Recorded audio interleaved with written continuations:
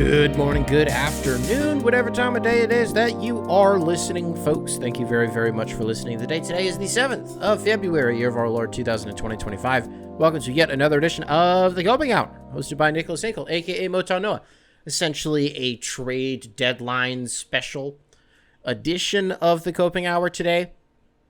One of those instances, kind of been on a roll with this lately, actually, where I know exactly why you're listening to this episode, so there's no reason for me to be like, oh, well, here's this thing while I sort of get the gears spinning on it. No, let's just jump right into it. Hey, you guys want to talk about the Pistons? The Detroit Pistons at the trade deadline. Technically busy. Technically did some wheeling and dealing. We did actually see them kind of jump in on a few trades here and there. But instead of communicating to you, then this guy got moved, and then he got rerouted, and then this guy actually got included into a different deal. Really, the TLDR of the whole trade deadline for the Pistons is that they ended up with a couple of second-round picks, and then also Dennis Schroeder. Oh, okay, all right. Yeah, I mean, I guess I don't know, Pistons fans. I wasn't really going into the deadline thinking that, wow, Dennis Schroeder, impressed. One of those names, I don't know, I guess we had kind of heard that. Not even that we heard. A lot of these trades that we saw, the only way that they could have happened is if Dennis Schroeder's contract got moved. Because there's something weird with the figure that he's at and how it relates to teams who are beyond either the first or the second apron. So that the odds were that Dennis Schroeder was going to get moved. Okay, he I guess falls into the Pistons' lap. That's fine. A tertiary ball handler. Maybe you run him with the second unit. I guess that's cool. Every now and then, I don't know, what is it? Once or twice a month, he'll just like explode.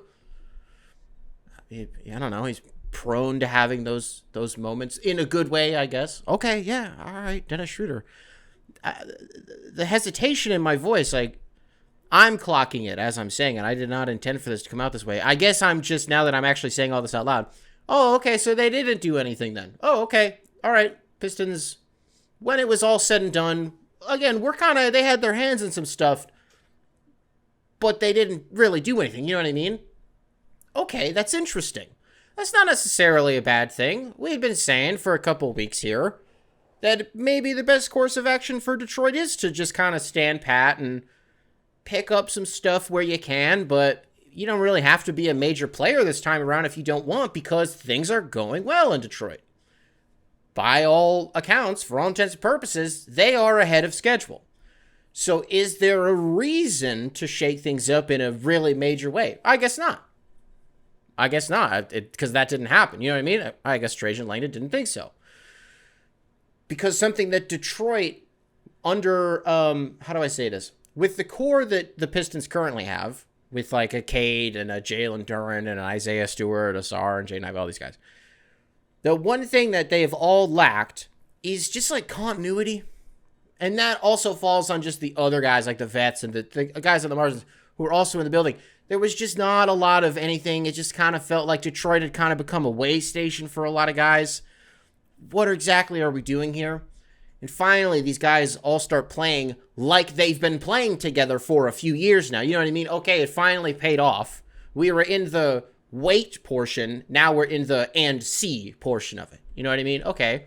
Well, while we're still riding this out and we are ahead of schedule, if I'm Trajan Langdon, that's how I'm looking at this. We are ahead of schedule. Well, then why would they shake things up? Let's just ride this out and see where it goes.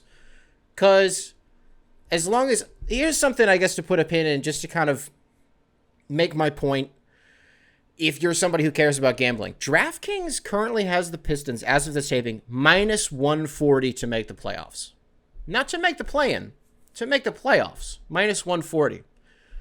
So my gambling brain, that's a horrible number. I don't want that. That's not good value for me at all. But the portion of me that likes it is the one who wants to see the Pistons get in. Oh, wow. So Vegas thinks right now with the way that they're playing, oh, okay. All right. We are kind of at that weird point in the season where, although in the Eastern Conference, no. I mean, I don't know what it is right now as of this taping, but the difference between the 4th and the 10th seed is probably like 4 games, you know? Pistons have like a mediumly favorable schedule for the rest of the month. It's kind of tough. That Darius Garland shot that he hit, what the fuck? Sure, okay. Darius Garland was like, I'm not fucking... See, Anthony Edwards, that's how you push back on the idea of overtime. You don't, in a post-game press conference, be like, I fucking hate overtime. You just do what Darius Garland did, and you pull up from 31, and you make the shot, and you just go home. And then you don't have to play overtime, and then the game's over. You know what I mean? And then you also save yourself, what was it, like $100,000 is what Anthony Edwards got fined for that. You save yourself a lot of money by just hitting your shots. I guess it's that simple. I guess that's all that it takes. So, overall, Pistons trade deadline, thumbs up.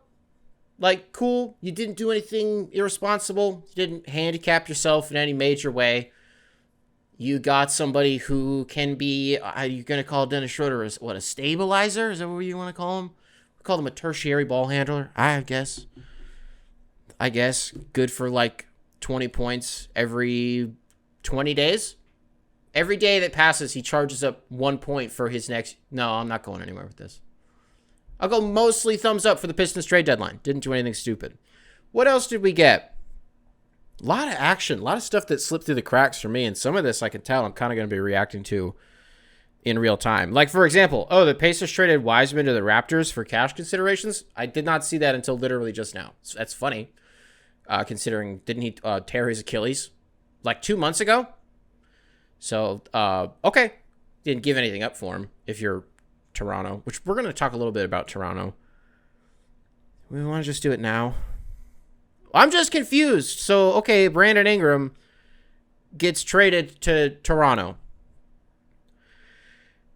And I guess I'm just confused, like, what is Toronto's deal? Because everything that they've done post-Kawhi has just, like, confused me. And I can't sit here and, like, rattle off a bunch of shit. I'm not going to do that. Like, this thing was weird. This thing was weird. No. It's not like that. It's just, like, on aggregate. I feel like whenever Toronto does something, you're just kind of like, oh, that's weird. You know what I mean? That's fucking weird. Why did they do that thing? Trading OG wasn't weird. I didn't think that was weird. Again, I can't sit here and explain. But, like, this is weird. Like, Brandon Ingram, free agent this summer. Unrestricted, by the way. And so, I guess you could look at it like they bought low, if you're Toronto. It was Bruce Brown, Kelly Olynyk, a first and a second. I mean, yeah, I guess. That's fine. If Brandon Ingram had, like, real years on his contract, like 3 years, it would have been way more expensive than that. So, in the worst-case scenario, you gave up a first and a second for 2 months of Brandon Ingram? I guess. It's just weird. The whole thing's fucking weird. So, your guy is Scotty Barnes. Also, the Davion Mitchell piece of this whole thing, he's gone now. I thought Davion Mitchell was playing well for Toronto. Is he just... How the fuck is Davion Mitchell playing for like 3 different teams now? Maybe 4 different teams now? How is he on more than like team number 2? I've always thought Davion Mitchell was like good. And I know that just getting, bouncing around in the NBA does not mean that you're a bad player. Because you could be like Ish Smith and you play for literally every single team in the league. It's because you're good. You know what I mean? But you're also just like expendable. I don't know how to describe it right now because I'm just trying to get this out. Doesn't mean that he's bad. But like, why the fuck is Davion Mitchell getting bounced around? What are the Raptors doing? Any Raptors fan out there, like, knows what the plan is? I don't know what it is. Masai just, like, gets a pass for the rest of his life, I guess? Because he pulled off the Kawhi thing? I don't know. And then he let him leave. I'm not reopening that. I don't care that Masai... He didn't let Kawhi leave. That's not how that worked, Nick. Don't misremember history just to make a joke. I'm not. Some other weird ones... Well, I guess this was the Davion Mitchell trade. They got PJ Tucker. I guess that's cool, actually, because PJ Tucker, I didn't really think about that until just now. Although he seems like sneaky, he could be a buyout guy. So I'm not going to... That's the other piece of this. I don't want to talk too much about some of these guys. When I'm like, wait, is that guy going to get bought out? Is that guy going to get bought out? Like the Marcus Smart thing? Wait, so he's a Wizard now? Is he going to be a Wizard? Is that like just a thing? Didn't they get Reggie Jackson too? They got Chris Middleton? What are the Wizards doing? I can't make heads or tails of it. And suddenly they got 1 million draft picks. One of you guys sent in an email about this, as a matter of fact. Wizards fan, I think. They're like, hey, we have 100 second-round picks. What are we doing? Are second-round picks all of a sudden valuable? Yeah, kind of, I guess. Because if it's not just as like a sweetener, I don't know. If I pulled up all of the the last 10 NBA drafts, and I looked at the guys who went in the second round, they're going to be like more like, oh, that guy, I didn't realize he was a second round pick, than you would think, than you might imagine there would be in the back half of an NBA draft. In recent years, like, there's been a lot of guys. And so if not just, again, for the sake of being a sweetener, as the NBA, the talent disparity is just like, I don't know, it's just really good. Like, every team just has really, really good players. That's why I think 2 expansion teams would be super helpful. You dilute it a little bit and you disperse that talent out. Well, that means that you have to have dudes like the really, really good NBA teams. Like, think of an Oklahoma City. Dog, they have dudes like 1 through 13. You know what I mean? And so where do you find a lot of those guys? In the second round. And so there's something to be said about the like the talent evaluators and how they analyze like a second round maybe differently than they would have 15 years ago. Does any of this make sense? So a team like the Wizards having a bunch of second round picks is cool from that perspective of like, I don't know, just it gives you a better opportunity. You just get more shots up in the draft. One of these is going to stick eventually, right? That's the Sam Presti method. And hey, that shit worked. Sam Hinkie tried to do it, and he's been fucking crucified because it didn't work for him. And that's not what Sam Hinkie did. He did not do the trusted process. That's not what I'm saying. I don't really know what I'm saying. Except, like, cool for Wizards fans, I guess. Like, I don't... But now Kuzma's gone. So I can't even do the thing anymore when the Wizards lose 16 in a row and then immediately go on a 3-game winning streak. And now I'm the one who's like, it's like, don't be that team. You know what I mean? At this point, it's like, don't be that team who loses to the Wizards. Well, I can't do that anymore because he's not on the Wizards. And I'm not going to do that about the Bucks because it's not true. Kyle Kuzma on the Bucks, you want to talk about a divisive little topic around the trade deadline. I think a lot of the trades that have happened have been pretty cut and dry. The Luka thing, just bad, only bad. The Jimmy Butler thing is also somewhere up there in the divisiveness, I would say. But I don't know if there's been a trade that has confused people more. Not confused. What am I trying to say? Either people are like, you don't know ball and Kuzma fucking stinks. And oh, how could Milwaukee do this? Or they're like, I don't know, Kuzma like actually is, I don't know. But it bums me out because of the whole Chris Middleton piece. I'm like, wow, 12 years. You just don't see that in the NBA, man. 12 years with one team. One of those dudes that sticks around, he gets to win a championship. I'm not really here to do the Chris Middleton eulogy. I don't know. Too much time has passed. And he's just spent so much time hurt over the last, like, 2 seasons that I just don't see him anymore. And I don't know. I wish this happened 2 years ago. But then it's just, wow, okay, now Drew Holiday's not there. You know, now Chris Middleton's not there. Pretty soon Brook Lopez isn't going to be there. Bobby Portis and all these guys. And wow. And then God forbid, but you know what I mean? Giannis. Like, I don't know. I'm not here to do the Giannis thing. You just lost Chris Middleton. I'm not trying to take Giannis away from you too. But it just stinks that, you know, you watch the breakup happen and it hasn't been ugly. No, it hasn't been ugly by any means because Drew just got bounced around in the Dame deal and ended up in Boston. And it's like, well, you did that so you could get Damian Lillard. By all accounts, like, I think some people would argue that it has not worked. I don't know. There's so much that plays into it. I think it has just because he's still really good. You know, you don't see the coverage of him that you may have used to, but I don't know. Chris Middleton gone. The Wizards, at least on paper right now, who knows what's going to happen, have Chris Middleton and Marcus Smart and Reggie Jackson, a bunch of picks. They just got a bunch of those. What else do we have from the trade deadline? Dare I say the Kevin Porter Jr. thing in Milwaukee? Okay. I guess it hasn't worked for the Clippers, so it might as well work for you lose Chris Middleton, you bring in Kevin Porter Jr. I mean, I don't know. But one of the other bigger, like, what the fuck is this team doing? What are they doing? What is Atlanta doing? What do they got going on in Atlanta? Why are they just helping all of these teams in the NBA? The Hawks traded Bogdan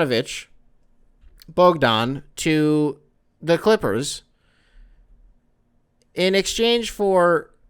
Wait, the Hawks got 3 seconds out of this? Oh, wait, no, that was actually a good trade. Well, no, I don't know if that's a good trade. No, it's not a good trade, because wasn't Trae Young like, we need to, like, do something? And then Jalen Johnson was done for the year.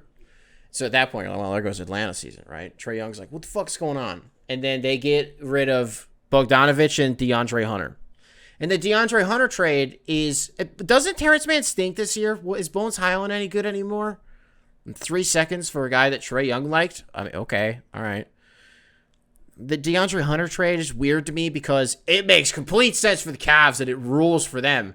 And it makes them kind of spooky. Like scary hours for the Cleveland Cavaliers because they're just huge. The average height on that team at this point has got to be 6'9". So they just get this freaky athletic wing. All right, well, get the gauntlet back on because I think the Cavs might fucking rule. But why did the Hawks help them? You got Karis LeVert, George Niang, 3 seconds and 2 swaps. I guess, but like, so what's going on with Trae? Hawks fans, spell it out for me. This all just feels weird. It feels like you just helped other teams that are trying to be good, especially one that's like competing directly against you in the standings because they're like married right now. Why are you helping them? Feels weird. Love Karis LeVert though. I was hoping that he would get I wanted this to be one of those trades that Detroit got in on, and then they didn't because I was like, I don't know, maybe we can get like Ty Jerome or something. I thought we were going to be able to get Karis. It did not happen. Nurkic went to the Hornets. That's nothing. Who cares there? I think the real trade, maybe I'm crazy, of the week outside of the Luka thing, people are going nuts over this Mark Williams to the Lakers thing. Lakers gave up Dalton Connect, Cam Reddish, a 2031 unprotected first, and a 2030 pick swap. That 2031 unprotected first, by the way, is what they should have sent to the Mavs, but then that got pulled because the report is that Rob was like, I don't know, man. Like, Luka's health, I think is what they said. And they're like, he's injured all the time, and so we don't feel like we have to... I don't know. Do we want to do the Luka... We'll do the Luka thing in just a second. Mark Williams to the Lakers. People love this, I guess. I give credit to the Hornets in this situation because I sneaky think the Lakers got fleeced. They sold high on Mark Williams playing well for like 3 months. But other than that, he does not play games. He doesn't play in that many games. And so they saw him play very well for 3 months, and they're like, well, we can get Dalton Connect, who, for all intents and purposes, people like him. Cam Reddish has essentially turned into Josh Jackson, where when he plays on your team, you're going to be like, oh, okay, I kind of see this. But everybody else thinks he fucking stinks, and you're like, no, you don't know ball. And then by the time he leaves your team, you're like, I don't think he was that good. I think Cam Reddish at this point, sending him to the Hornets with like LaMelo, the funniest shit in the world. Love it. You get a first round pick and a pick swap. That's awesome. For Mark Williams, the guy who has played like less than 100 games in 3 years. That seems awesome to me. Yeah. Rob Pelinka looked really smart like a week ago. This seemed just like dumb. Because he's the one who's up there on the podium and he's talking about during the Luka inductory press conference. He's like, asked about how to upgrade the roster. Well, I wish, swear to God, this is what he said. Well, I wish that, I could wave a magic wand and there would be a championship caliber big out there on the market, but there's not. So we have to figure something out. I'm like, you just fucking traded him. You just traded him is what just happened. Anthony Davis was like, damn, can we get a center? Like, for real, I don't want to play center anymore. Can we just like get an actual center? Rob Pelinka was like, fuck no. I'm going to get Luka though. And then Luka was like, let's get a center on this team. I think that would make the team a lot better. Rob Pelinka was like, I've never fucking thought of that before. Holy shit, I knew I got the right guy in the building. Anthony Davis, what the fuck? What just happened? Mark Williams, okay. Maybe it'll go well. I don't know. Maybe it'll go well. Maybe I'm crazy. Just doesn't seem like it was a good trade. Did not think that was good value. We also learned maybe that the Lakers offered that package or a similar one for Jalen Duren. Pistons fans seem to be pretty happy that if that was, let's just pretend that was the exact offer. Cam Reddish, Dalton Connect, 2031 unprotected first and a 2030 swap. Would I have been mad if we got that for Jalen Duren?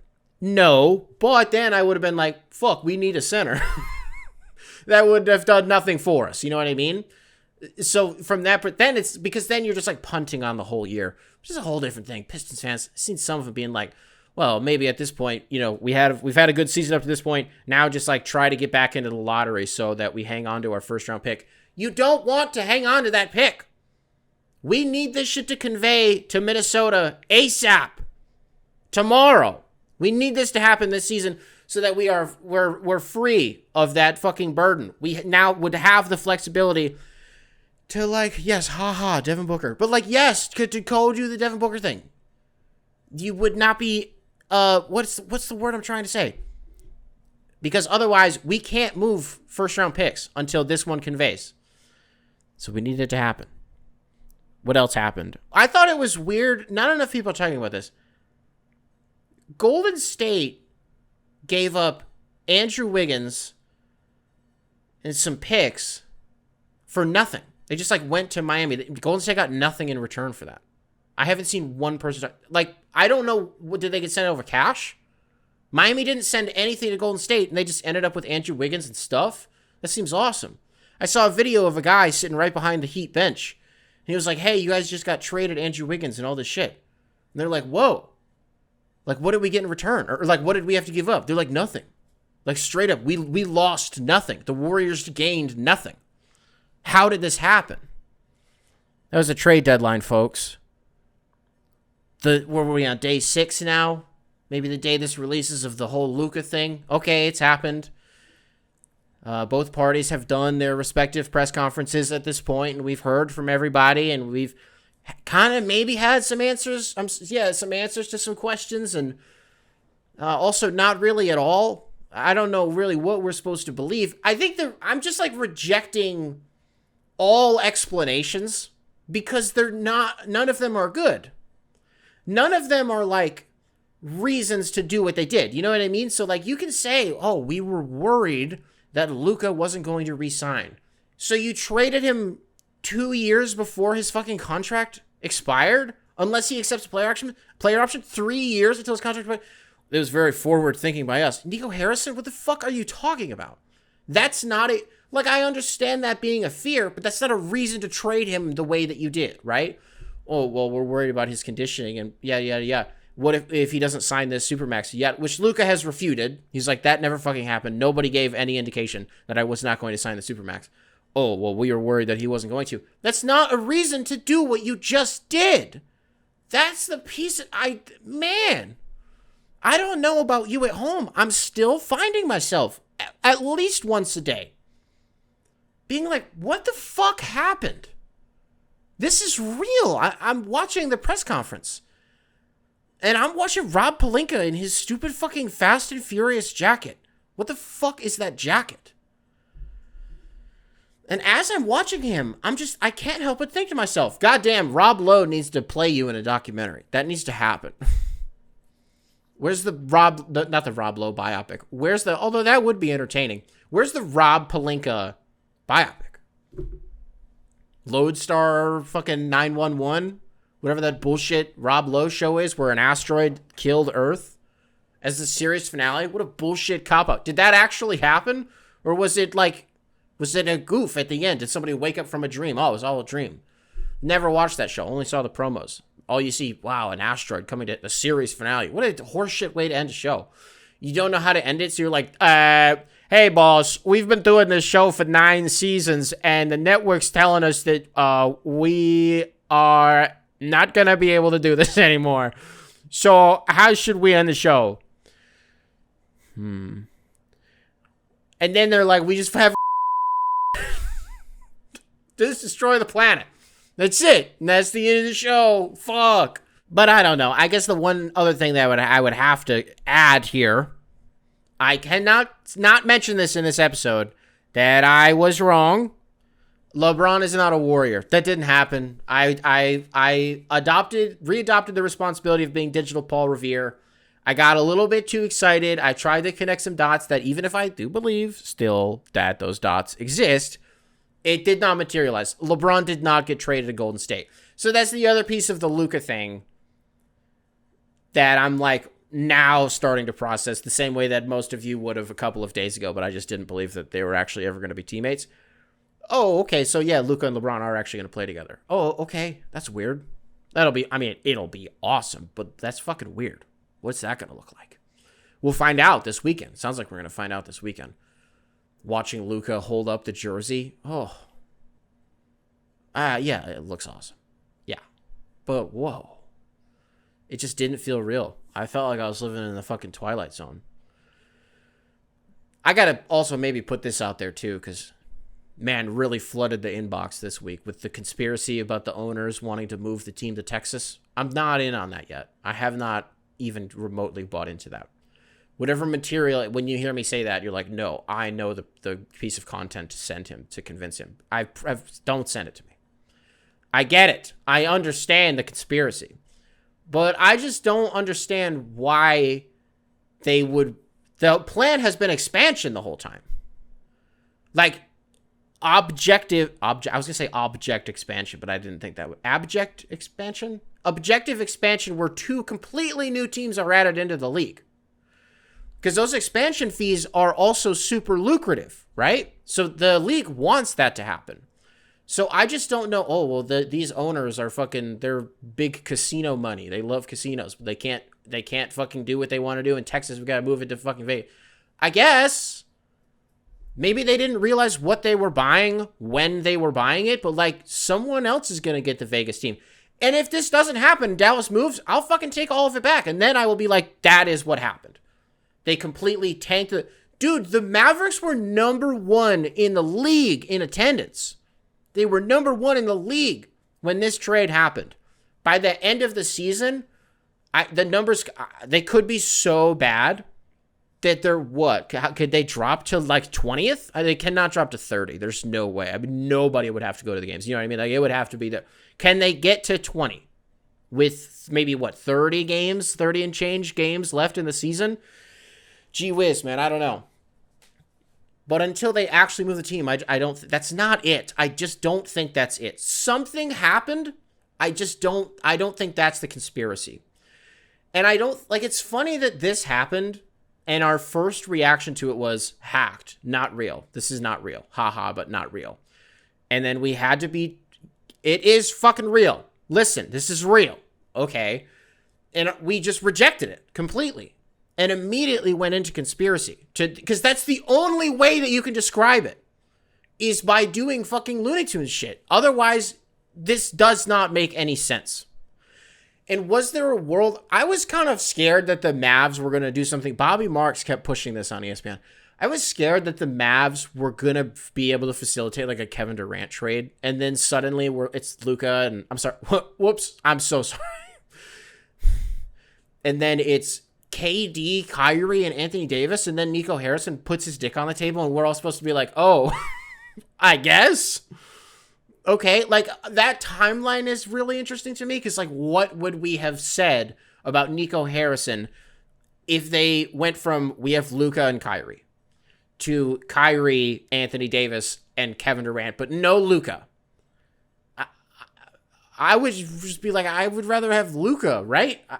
I think I would rather have Luka. I would rather have the one guy for the next 10 years than the three of those guys for, I don't know what their contracts are. Well, KD is out after next year, I think. So 2 years of these three guys. Yeah, I'm taking the other guy. I don't know. That doesn't seem dumb, but I'm worried that that's going to sound dumb when I listen to this back. I would rather have Luka. This is dumb. And guess what? That didn't happen. So now, we talked earlier about the Cavs being big as fuck. I don't know. Dallas is pretty big. Between Anthony Davis, Lively, and Gafford. This is a big, you know what I mean? That's a big team. Maybe Nico Harrison's right. He's not.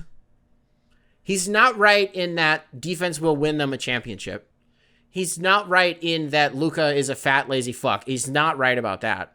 Well, he might be right about it.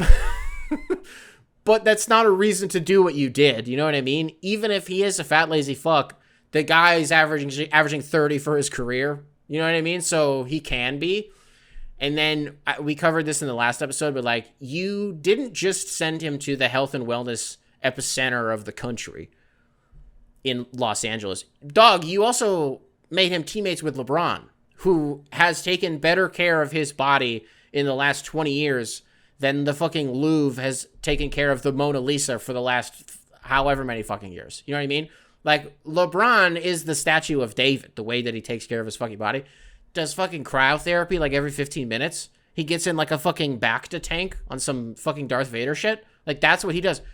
Now Luka Doncic is their best friends now. So, like, who is this for? Like, what happened is all that I want to know. What the fuck happened here? copinghoursubs@gmail.com, spelled phonetically, email available in the description, wherever it is that you listen to this program. This one comes into us from Jackson. Jackson, welcome back to the show. Subject line, Coping Hour fan down. Known friend of the program, Ippei Mizuhara, has been sentenced to 57 months in jail and to pay $17 million to Shohei Ohtani. Would love to see and hear your thoughts on this. Yes, Jackson, thank you. Look, folks, we like to cover all the biggest stories. We like to cover them from all angles. We've been on top of this Shohei Ohtani, Ippei Mizuhara, lovers turned enemies storyline for the last just under a year since it started to unfold. It was the day after Dodgers opening day last year that this bombshell dropped, and timeline's been a little bit murky and a lot of the time not publicly available in the months after that. So we got a lot of news today. So former translator for Shohei Ohtani, Ippei Mizuhara, who prosecutors allege made 19,000 wagers with an illegal bookie between 2021 and 2024, losing a net of $40.6 million. Not only that, but Ippei Mizuhara, quote, went to great lengths to preserve his access to both Ohtani and his money, including impersonating him while calling a bank to send his bookie a 6-figure wire transfer. Holy shit. He owes $17 million to Shohei Ohtani for, like, what's the word for it? Not reparations. That's not the word for it, but it's like something reparations adjacent. A lot of lawyers out there. What is that? What's the word? It begins with an R. I know it does. And he also has to serve 57 months, and I think 3 of those years will be outside of jail, but supervised, I think is what it is. I believe he's also going to serve his sentence here in the States, and then will get deported when he's done. Can I tell you guys something? All of this information that has come out, and some of it I just read to you, I think actually this happened. I think it might have happened. The way that it has been billed to us the whole time, I think is actually true. I've been back and forth about, like, believing it mostly and then not fucking believing it at all, but just going along with it because I don't want Shohei Ohtani to be banned from baseball. But, like, of course he was gambling on shit. I don't think he was.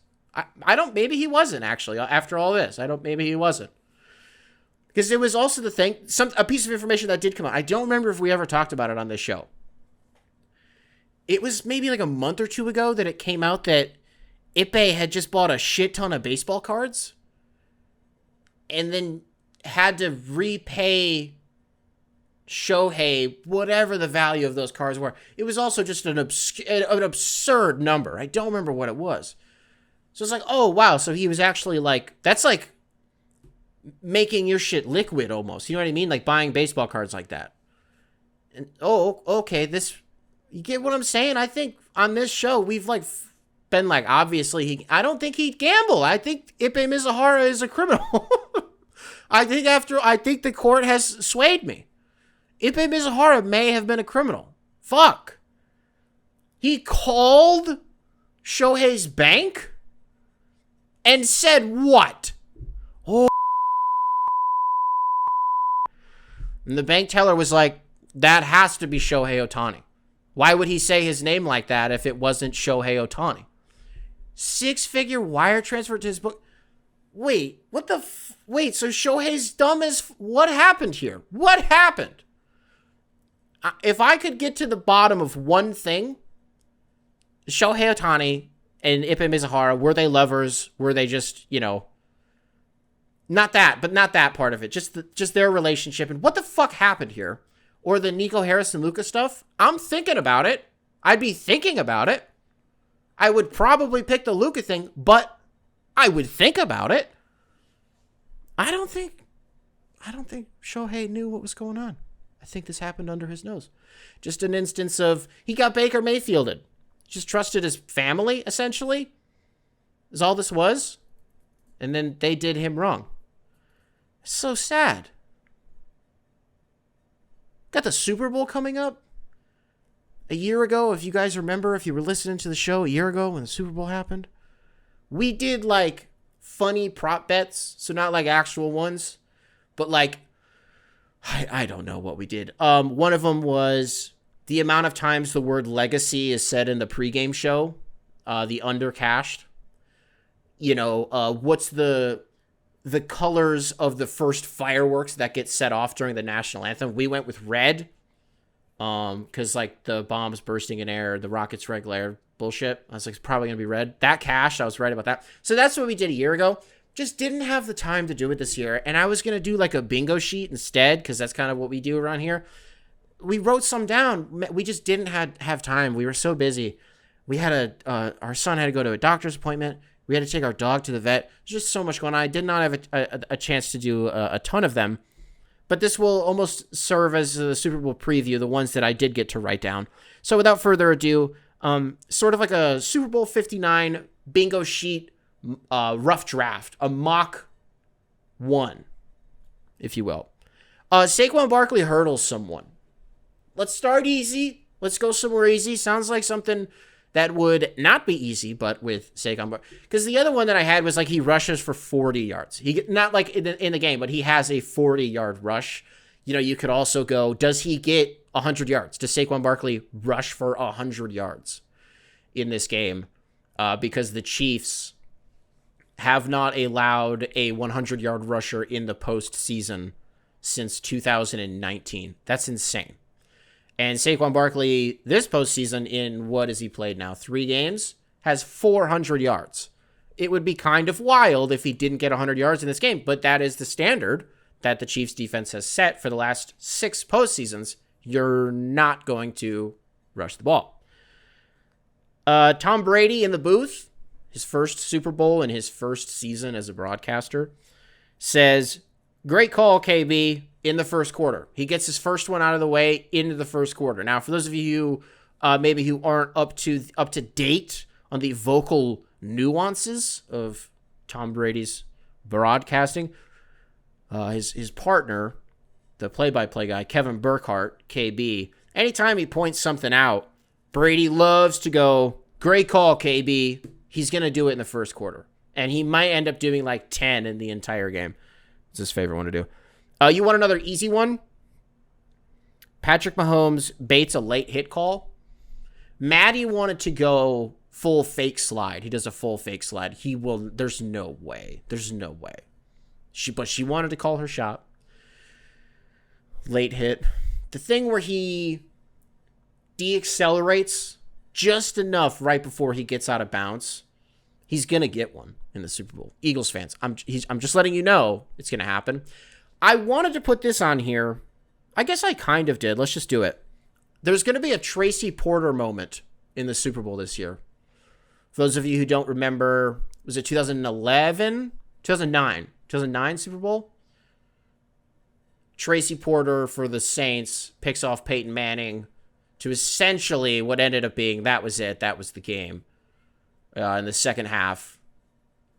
I think we're going to have a defensive touchdown in this game that like really juices it. I don't know if it's going to seal it, but it's going to be a huge defensive touchdown. We remember the Tracy Porter thing. Like that is an all-time, in my head at least, that's like an all-time Super Bowl clip is Tracy Porter's pick 6. I don't know if you guys are going to agree with that out there, but that's how it's always been in my head.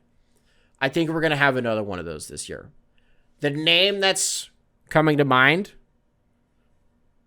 I can't get Nolan Smith out of my head. I think it's going to be him. Although they got some injuries. Nolan Smith is fine. I'm almost positive he's fine. Yeah, it's going to be Nolan Smith. Keep an eye on him. If I have to call a shot on the defense, Karlaftis would be fun. Seems like he's always kind of been an unsung hero of that Chiefs defense, George Karlaftis. Bolton would be cool. Love me some Nick Bolton. Tracy Porter moment this year in the Super Bowl. The Chiefs stopped the tush push on 4th down. See, I just wasn't able to get creative with these. The gears weren't spinning.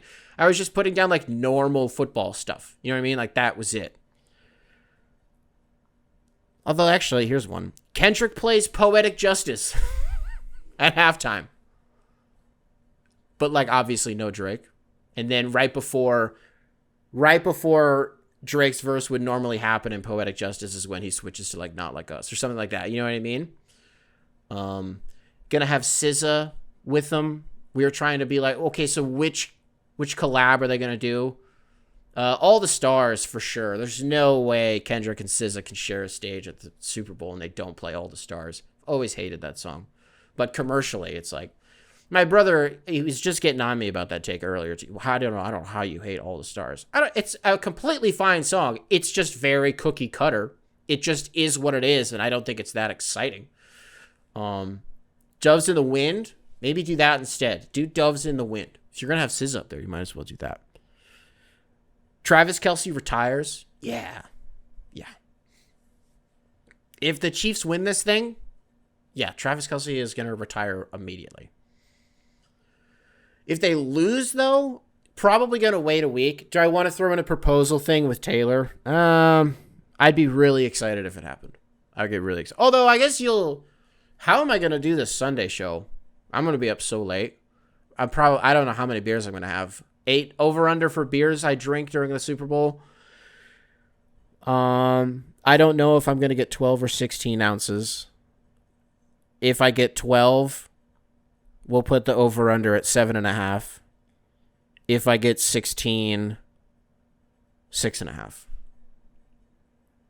I'm probably going to do over. But then by the time I do the show, I'm going to be fucking hammered. And it's going to be so late.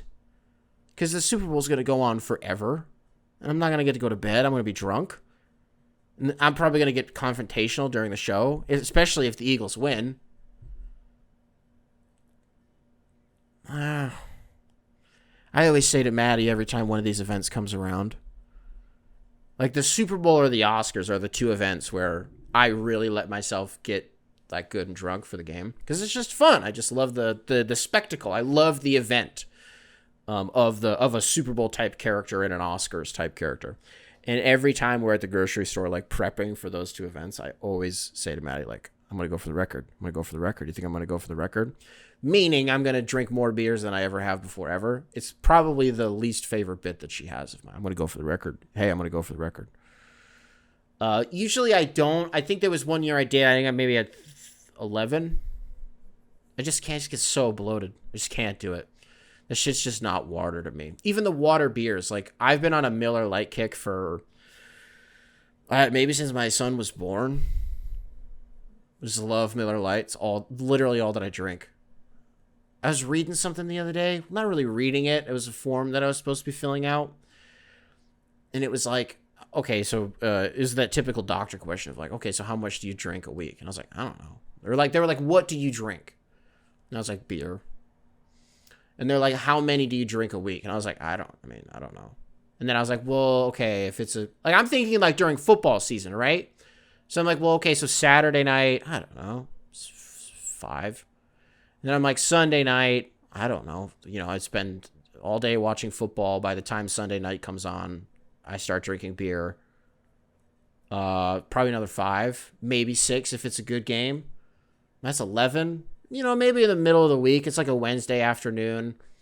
Maddie's home from work for the day. We're just kind of chilling out. Our son goes to sleep. Yeah, I'll crack open a few beers. Fuck, that's like 5 more. I'm like, God damn, I'm drinking like 15 beers a week? That seems like way too many. By the way, I hate when motherfuckers... I'm starting this a little too confrontational.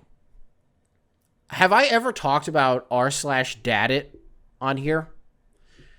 Dude, it's a subreddit for dads. Like, that's all that it is. Daddit, right?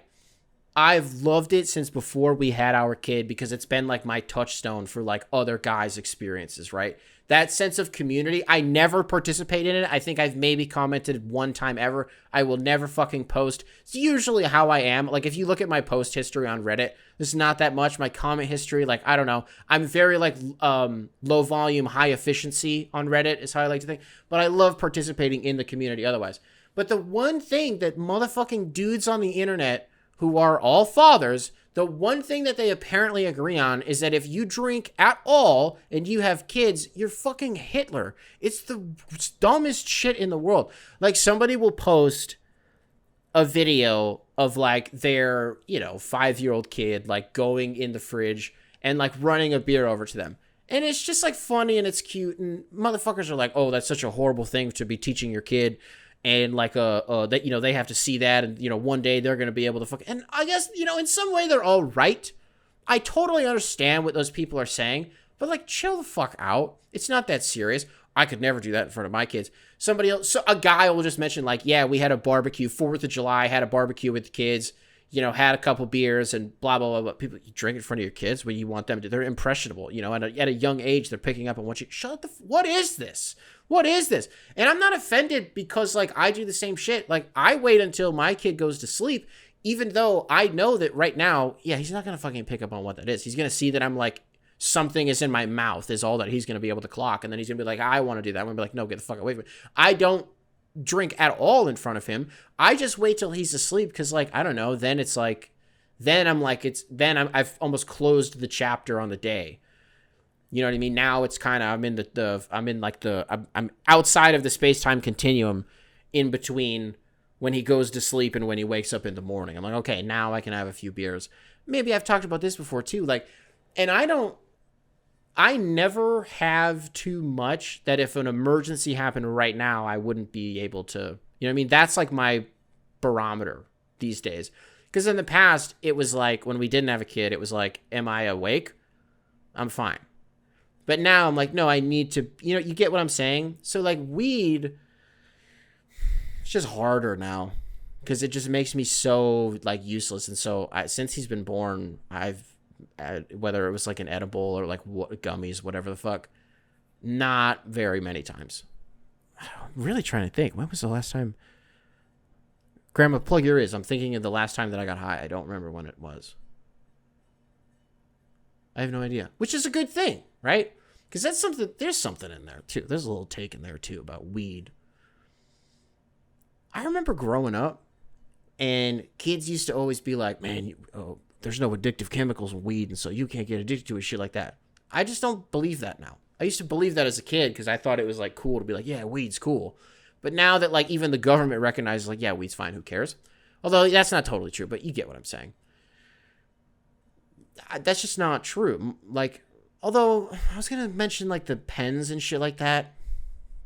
Like, Delta pens, whatever the fuck. But the, like, pens, the weed pens that kids get, people get in general, that's like not even real weed. Who fucking knows what's in those things? We have no idea between like those weed vapes and, like a Breeze or like a Posh or like whatever vapes, like nicotine vapes that kids are using. I keep saying kids, that people are using. Dude, the long-term effects of that, holy shit. We have no idea at all. No clue. And I don't know. I guess that was starting to bum me out. I don't really want to think about that. Not addictive, though? Bullshit. That's not true. I've seen, like, the dumbest motherfuckers in the world who, like, the second that they just, like, stop smoking weed, it's like, oh, wow, like, I'm actually functioning as a person. And I'm not trying to sound like a boomer at all. But, like, as somebody who, at a very, very low point in my life, that was, like, all that I did. I don't know. I realized how dependent on it I was. Especially like for eating, for sleeping, for just like being able to go out and do something mundane and making it feel like purposeful. And so like using it as a crutch almost. And then once you are able to identify that, it doesn't make it any easier because the second that you're like, okay, I use this thing for 12 hours a day. Like there were days in California when I would wake up and it was like 6:30 and I was like, I mean, I might as well smoke weed. I was like, I'm literally not doing anything else. I was like, I have nothing going on today. I have nobody here to hang out with. I'm the only person. Like, I don't know anybody here. I was like, I might as well just get high and, like, go to Beverly Hills or something. And so I would do that. And then I would get high. And then I would order breakfast. And then I would eat that. And then I would order, like, a Lyft. And then I would smoke weed again, and I would get in the car, and I would go to Beverly Hills, or I would go to fucking Venice, or I would go to, just the Palisades. I would go somewhere, and then I would get out of the lift. I would smoke again, and then I would walk for like 10 miles. Like 10 miles. I walked from Venice Beach to, what is it called? Sawtell, which is like a little bit further east of Santa Monica. It's like technically Santa Monica, but it's like a little neighborhood, Sawtell. I don't know how many miles it was. It was probably between somewhere 7 to 10. I was just blown out of my mind. That's why. That's not even I did that fucking walk twice, too, because one time we had a holiday party when I was working. I did not understand the nuances of a holiday party, and that, like, dude, you have to show face. It's a really shitty look if you just, like, don't go. You know what I mean? I had no idea. So I go because my EVP of content was like, you have to go to this thing. Like, you are talent. You have to go. I show up, and they're like, what's your name? I tell them my name. They're like, you're not on the list. I was like, I was like, I'm going to fucking, dude. I wanted to fucking explode so bad. When I was like, I don't even want to be here. And I was like, what do you mean I'm not on the thing? And so then they had to bring over, like, the fucking CEO. And they're like, do you know this guy? And he's like, yes. What the fuck? Let him in. Okay, so then I go in. The dude I was with goes and does something else because he's fucking supposed to. He's corporate and he has to go, make the rounds and shit like that. I'm just standing there fucking terrified because I'm high as shit and because I didn't want to be there. And somebody comes up to me. We talk for like 10 minutes and then they were like in the middle of saying something. And I was like, can you give me 1 minute and I'll be right back? And she's like, yeah, go ahead. In retrospect, it was rude as fuck. I just left. I turned around and I left this holiday party. I'm walking by people, which, by the way, by the time from when I got there to when I left, it had only been going for like 15 minutes. Like, it had just started. So by the time I'm leaving, everybody's getting there and they're like, oh, like, what's up, dude? Like, like, let's go in. I'm like, no, son, I'm out. I was just there. I was just here. Now I'm going to go somewhere else. I was so mortified. I just walked back to my hotel because I was so scared. Have I ever explained that?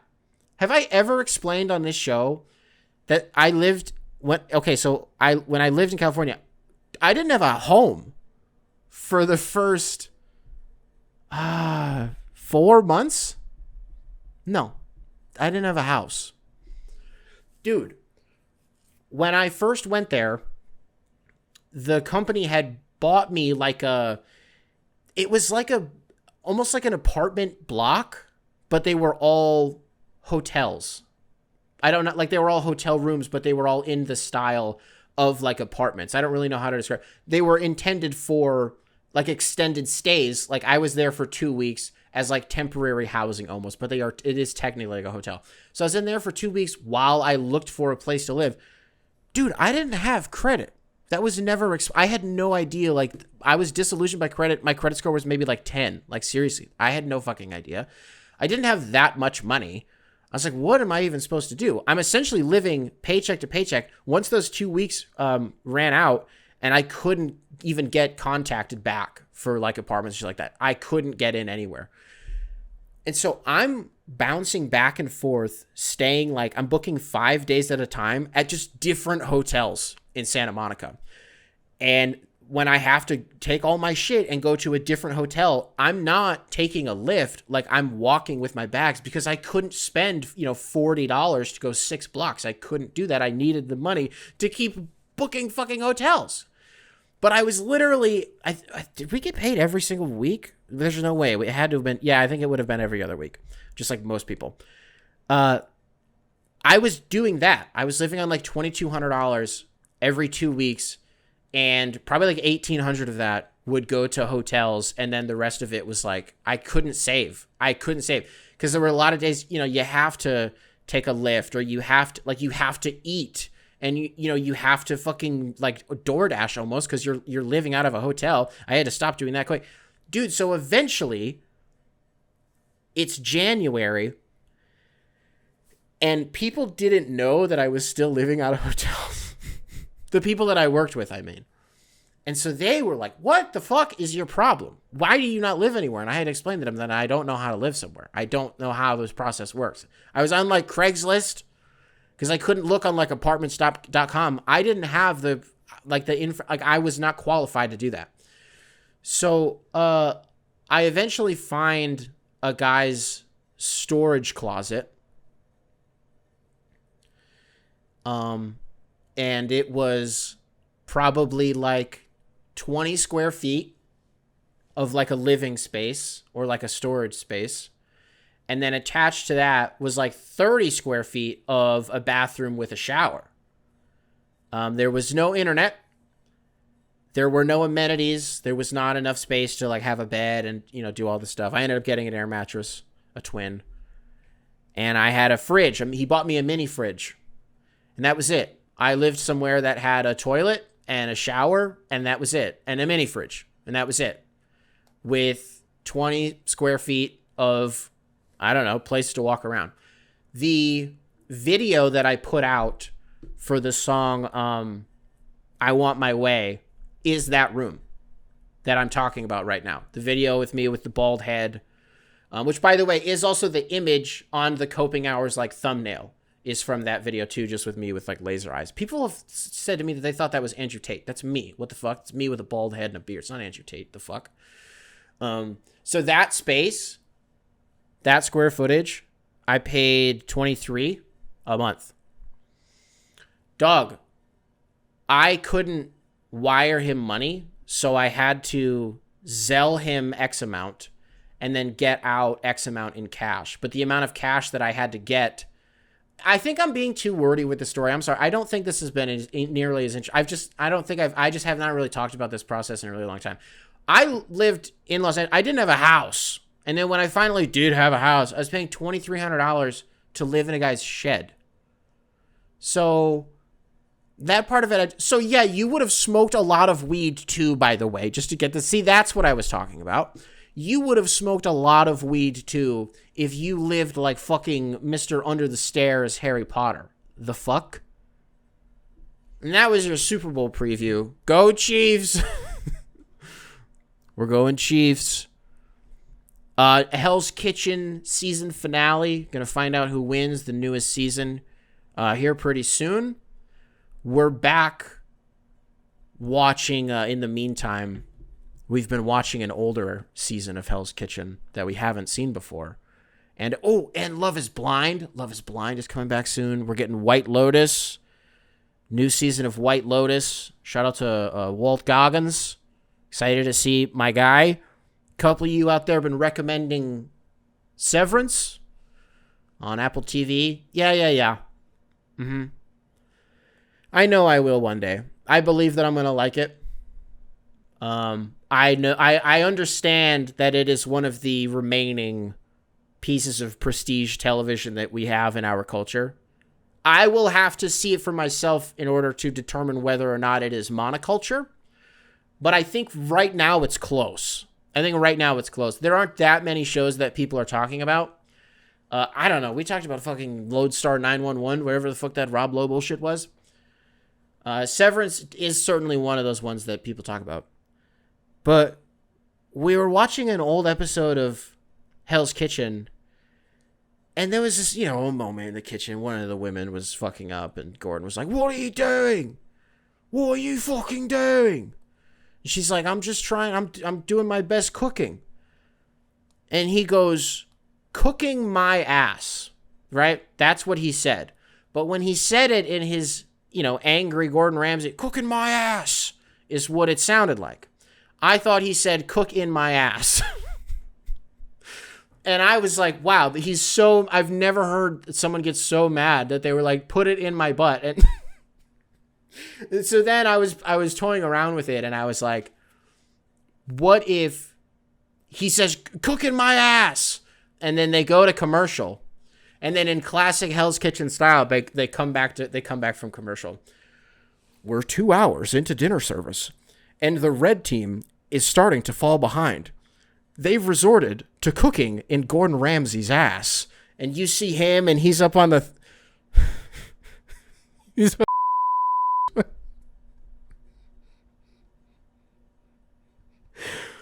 Folks, if you are listening to this on Spotify, this one isn't really directed specifically at Spotify, I guess. Some of you may be listening on Spotify that this question is for specifically. So this transcends Spotify actually for this one. Rideshare drivers. You know, the Lyfts, the Ubers of the world, and any competitors. Can I talk to you guys? I just want to hear about your job. Just the normal stuff that like a passenger would ask you, like, do you prefer when it's a quiet ride? Do you like to chop it up with people? What's like the worst type of rider to have? I feel like it's a dumb question. I'm the one who's like, yeah, I would smoke weed before and after I got out of a Lyft. I would never, I know for a fact, I would never be that guy. I always timed it out, so I would be like an hour before I actually called the car. There was like a specific window that I would try to hit. Yeah, hey, maybe someone who got anybody, oh, here's another question. People who own Teslas. If you're out there, are you the type of person that when you pick someone up and they've never gotten in a Tesla before, do you fuck with them with the doors? Where you like don't tell them how to open it because the handles are just like in the thing? Are you that type of piece of shit?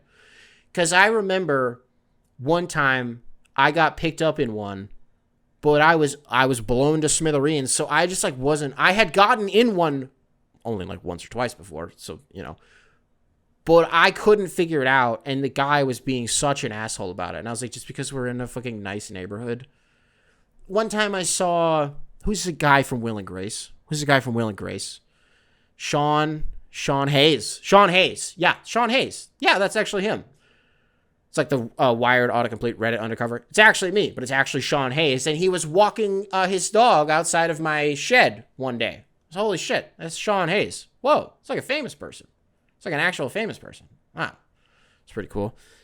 What was the question? Something about rideshare drivers. What's that like? You still like doing that? What's that like? What's the evolution of that been, do you think? Do you think people...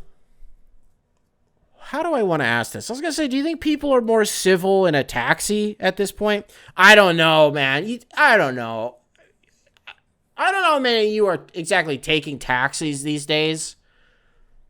I think that we as a culture have made the right decision by just going to this rideshare alternative. I don't know if behind the scenes this funds some like terrorist organization. I don't know. But I don't think taxis should the taxi drivers are just insane. The last time I was in one, it's a guy who barely speaks English. He barely speaks English. And he's just the whole 45 minutes in the car. He's just talking about immigrants and how they need to leave the United States and that it's not for them and blah, blah. And I'm like, pal, because he was like Eastern European or something. And he's talking about Mexicans and like fucking Hondurans and all this Venezuelans and shit. I'm just like, I don't have time for this. What the fuck? You shouldn't have a job. I'm going to call my shot there. You should not. I don't want to pay for this. I don't want to pay for this ride. I'm just uncomfortable. Because that's the funniest shit in the world.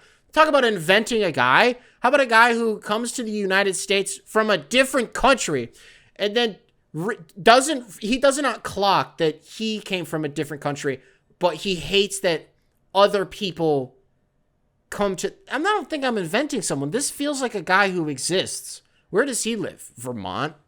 No way. There's no way. Who's the most like... I don't want to say diverse or like internet. I don't think there's anybody from anywhere other than America and Vermont. Maybe Canada. Yeah, Canada. So like maybe there's some French people. I'm going nowhere right now. I'm going nowhere. Dude, put the fries in the bag and end the fucking show. Apple Podcasts. What's up? What's up? If you're listening to this on YouTube, be sure to leave a like, subscribe. Nice little comment for the algorithm. Make sure to keep primary control in check.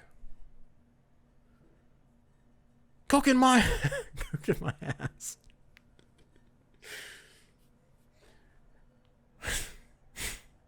I'm just trying to... I don't know if I can squeeze any more out of that. We're 2.5 hours into dinner service. And I will catch you guys in the next one. Beautiful. I'm ready to go.